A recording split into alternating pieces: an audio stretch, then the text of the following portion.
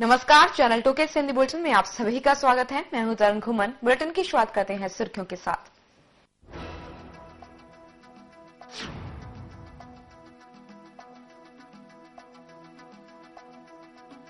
गुजरात में लोकायुक्त की नियुक्ति के मुद्दे पर सुप्रीम कोर्ट ने नरेंद्र मोदी को दिया झटका। राज्य के राज्यपाल द्वारा की गई लोकायुक्त की नियुक्ति को ठहराया सही।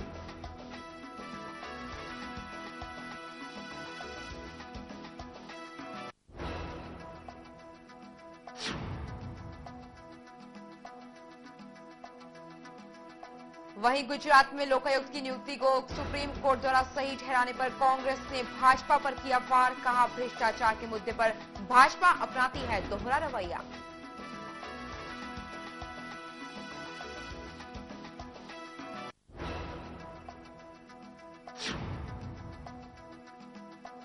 एक पूर्व आईएएस ने सुप्रीम कोर्ट में एक याचिका की दायर। रेप के आरोपी विधायकों और सांसदों को निलंबित करने की मांग। और अब खबरें विस्तार से। सुप्रीम कोर्ट ने नरेंद्र मोदी को झटका दिया है और गुजरात में लोकायुक्त की नियुक्ति को सही ठहराया है।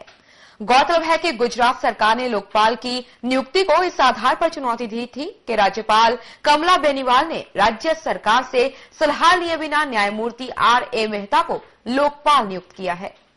उच्चतम न्यायालय ने गुजरात सरकार को बड़ा झटका देते हुए राज्यपाल कमला बेनीवाल की ओर से लोकायुक्त के तौर पर न्यायमूर्ति आर.ए. मेहता की नियुक्ति को बरकरार रखा है। देश की सबसे बड़ी अदालत ने कहा है कि लोकायुक्त की नियुक्ति गुजरात उच्च न्यायालय के मुख्य न्यायाधीश के साथ विचार विमर्श करके की गई थी। न्यायालय ने कहा कि न्यायमूर्ति मेहता लोकायुक्त के तौर पर अपना काम कर सकते हैं। गौरतलब है कि राज्यपाल कमला बेनीवाल ने 25 अगस्त 2011 को न्यायमूर्ति मेहता को गुजरात का लोकायुक्त नियुक्त किया था। उसके पहले ये पद 8 वर्ष से खाली पड़ा था और गुजरात सरकार ने 18 जनवरी 2012 को राज्य उच्च न्यायालय के राज्यपाल के फैसले को बरकरार रखने के आदेश के खिलाफ उच्चतम न्यायालय का रुख किया था और उच्च न्यायालय की एक खंडपीठ की ओर से राज्यपाल द्वारा की गई इस नियुक्ति की वैधानिकता पर खंडित फैसला देने के बाद पीठ की ओर से न्यायमूर्ति वी.एम. शाह से नियुक्ति को बरकरार रखने का फैसला दिया था। वहीं गुजरात उच्च न्यायालय की खंडपीठ ने 11 अक्टूबर 2011 को लोकायुक्त की नियुक्ति मामले पर खंडित फैसला दिया था। न्यायमूर्ति अकील कुरैशी ने राज्यपाल के फैसले को बरकरार रखा था, जबकि न्यायमूर्ति सोनिया गोकानी ने लोकायुक्त की नियुक्ति असंवैधानिक करार देते हुए इसे रद्द कर दिया था। चैनल 2 के लिए ब्यूरो रिपोर्ट। सुप्रीम कोर्ट ने गुजरात में लोकायुक्त की बहाली को सही ठहराकर गुजरात सरकार और बीजेपी को करारा झटका दिया है और इसके साथ ही कांग्रेस को भी बीजेपी पर निशाना साधने का मौका मिल गया है। कांग्रेस ने बीजेपी पर भ्रष्टाचार के मुद्दे पर दोहरा रवैया अपनाने का आरोप लगाया है। मीडिया से बात करते हुए सूचना प्रसारण मंत्री मनीष तिवारी ने कहा कि हर कोई देश के कानून से बंधा हुआ है। साथ ही उन्होंने सुप्रीम कोर्ट के फैसले पर टिप्पणी करने से मना कर दिया, लेकिन उन्होंने गुजरात सरकार और बीजेपी को आड़े हाथों लिया।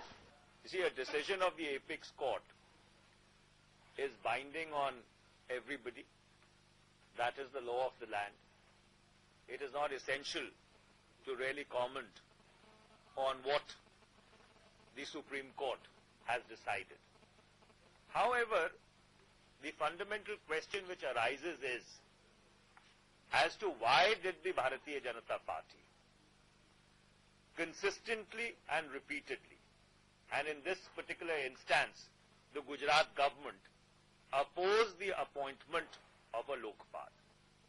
Does it not smack of double standards? Lokpal के मुद्दे पर कांग्रेस ने बीजेपी पर दोहरा रुख अपनाने का आरोप लगाया है।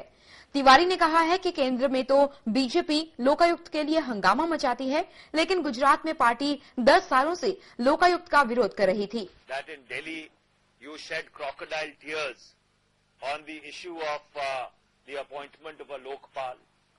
You make the Lokpal bill your swan song in order to try and target the UPA government, which in any case had walked an extra mile on the issue.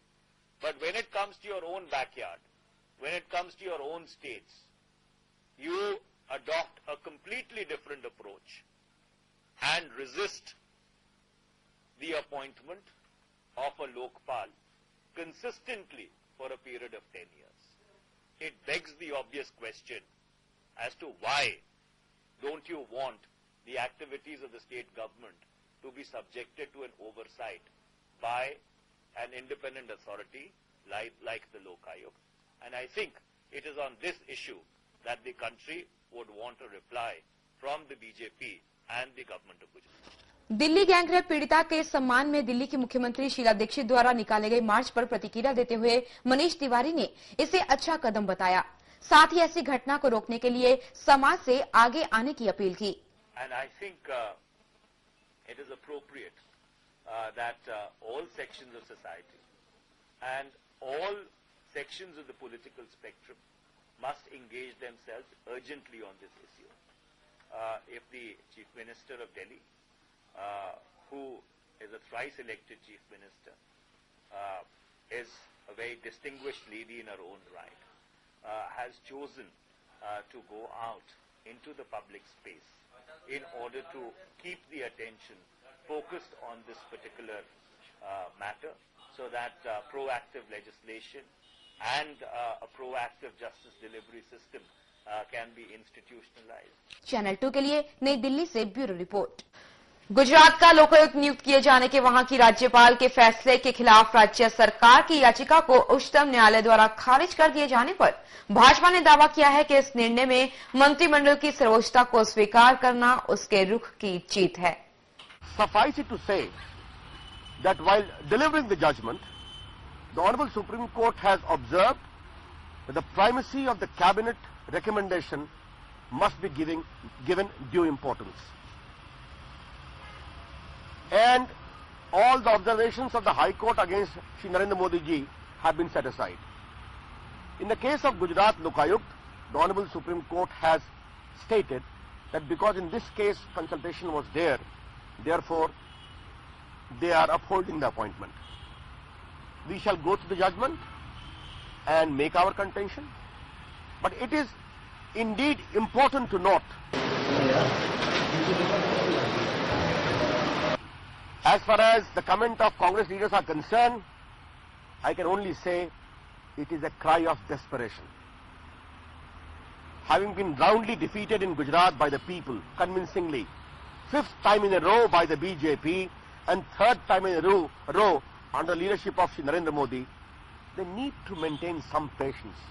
Maharashtra सरकार ने वेस्टर्न इंडिया ऑटोमोबाइल एसोसिएशन और ICICI Lombard general insurance company limited के साथ मिलकर सड़क सुरक्षा सप्ताह का आयोजन किया है। इसका मकसद ड्राइवर्स को जागरूक करना है। कार्यक्रम में महाराष्ट्र के मुख्यमंत्री पृथ्वीराज चौहान, उप मुख्यमंत्री अजीत पवार और राज्य के गृह मंत्री आर पाटिल भी शामिल हुए। इस मौके पर चौहान ने कहा कि कानून व्यवस्था को ठीक करने की जरूरत है। साथ ही इस मामले में जुर्माने की राशि बढ़ाने की भी उन्होंने वकालत की। साथ ही नियम तोड़ने पर सजा बढ़ाने की भी बात उन्होंने कही।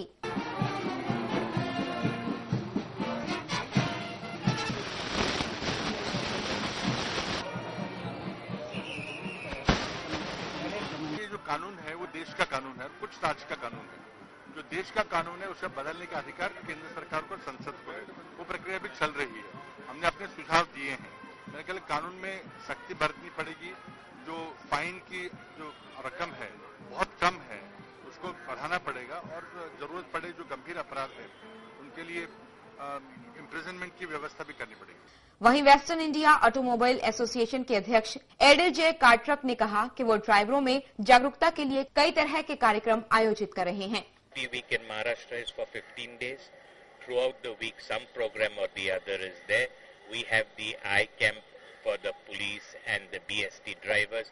We have training for the BST and other drivers. We do a general checkup on the drivers. We have a PUC van which does the PUC for everybody. Then on Sunday, the 5th, is a drawing and painting competition at the traffic park at Ghatkopar for the school children. and we have 3 categories in that. That is from 12 downwards and 12 to 15 upward students, and mentally challenged or disabled students we have. So 3 categories, we give out the prizes, 3 prizes each. Road safety director ऑटो बियर ने भी सुरक्षा और traffic व्यवस्था का जायजा लिया। चैनल 2 के लिए मुंबई से ब्यूरो रिपोर्ट। दिल्ली में गैंगरेप पीड़िता को न्याय की मांग लगातार जारी है और इसी के चलते एक पूर्व आईएएस ने सुप्रीम कोर्ट में याचिका दायर कर महिलाओं के खिलाफ अपराध के आरोपी विधायकों और सांसदों को निलंबित करने की मांग की है। 1976 बैच की आईएएस अधिकारी प्रमिला शंकर ने महिलाओं की सुरक्षा के लिए कदम उठाया है। उन्होंने एक याचिका दायर कर उन विधायकों और सांसदों को निलंबित करने की मांग की है जिनके खिलाफ महिलाओं के खिलाफ अपराध में शामिल होने का आरोप है। In this matter, we have been taking this matter for a very long time now, and we have written to the chief also. So today, the chief was very, very happy, and he took it up as soon as possible, and he said that it may be listed tomorrow. Now, in this, we have taken a very broader issue. It is not relating only to Delhi, but it's relating to the entire India. We are saying that all the tainted MLAs, MPs, all the police officials who have been actually in rape cases, they are holding position. They are enjoying fruits of their chair. So they all should be tried speedily. This speedy trial should not only be confined to this particular issue. It should be confined to everybody. All these people should be tried immediately, and they should be given their punishment or whatever. Yeah, they should be disqualified. याचिका में fast track court के गठन और महिलाओं और बच्चों के साथ अपराध मामले की जांच में महिला कांस्टेबल्स को शामिल करने सहित कई तरह के निर्देश देने का अनुरोध किया गया है। याचिका को सुनवाई के लिए सुप्रीम कोर्ट ने स्वीकार कर लिया है और सुनवाई मुख्य न्यायाधीश अल्तमश कबीर की अगुवाई वाली एक बेंच करेगी। चैनल 2 के लिए नई दिल्ली से ब्यूरो रिपोर्ट। और इसी के साथ बुलेटिन में फिलहाल समय एक ब्रेक का। देखते रहें चैनल 2।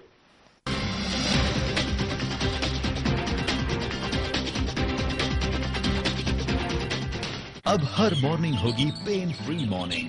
बवासीर के लिए जॉली वासीर, दूसरा कोई नहीं।